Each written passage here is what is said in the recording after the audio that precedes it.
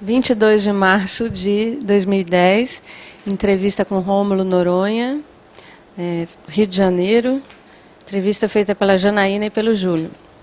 Rômulo, então, primeira pergunta aliás, são várias perguntas.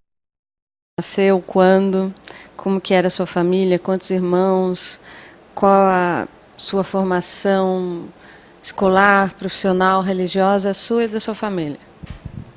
Bem, vamos começar então por me apresentar, né? Meu nome é Rômulo Noronha de Albuquerque, eu tenho atualmente 63 anos de idade, eu nasci no dia 19 de junho de 1946, em Fortaleza, Ceará.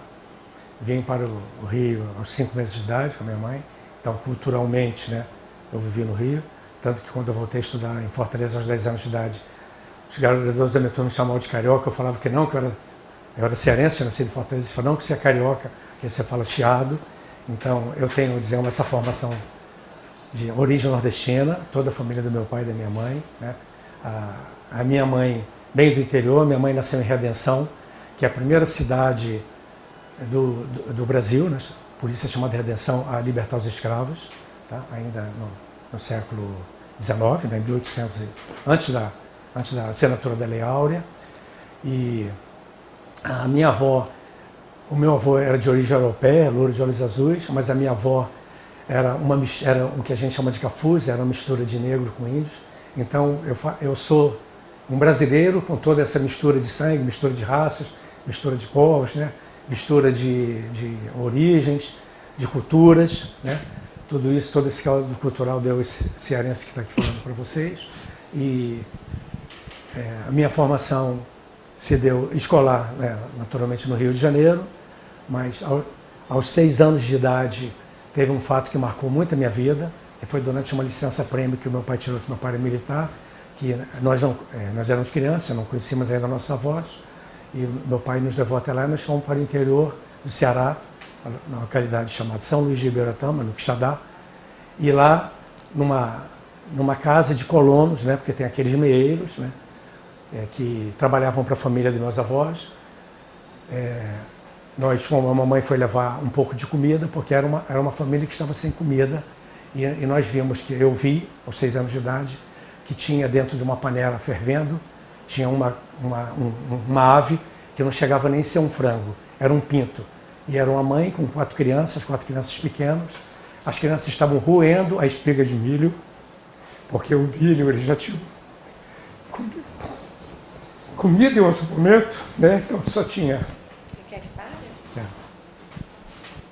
Eu diria que esse fato, né, embora aquela minha compreensão de criança, aos 6 anos de idade, mas marcou muito a minha vida, porque eu não entendia como criança, porque tinham crianças que podiam se alimentar convenientemente e tinham outras que não tinham comida.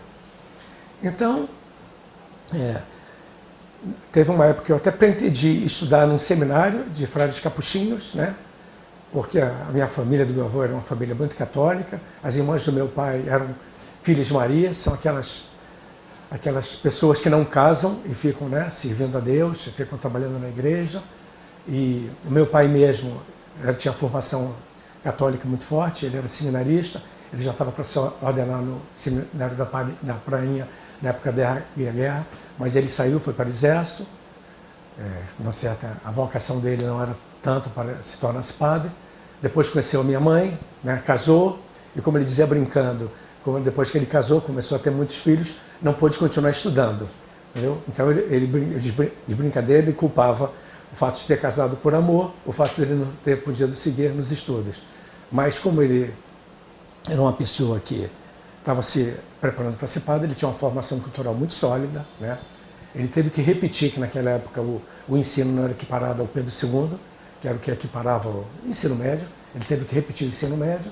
Então meu pai tinha uma formação média, mas sempre teve essa visão da importância da educação, do processo educativo. Tanto que ele falava que os filhos dele podiam não ter roupa, mas tinham que ter educação e saúde, ou seja, ter que se alimentar bem, que isso que era o mais importante para manter o ser humano.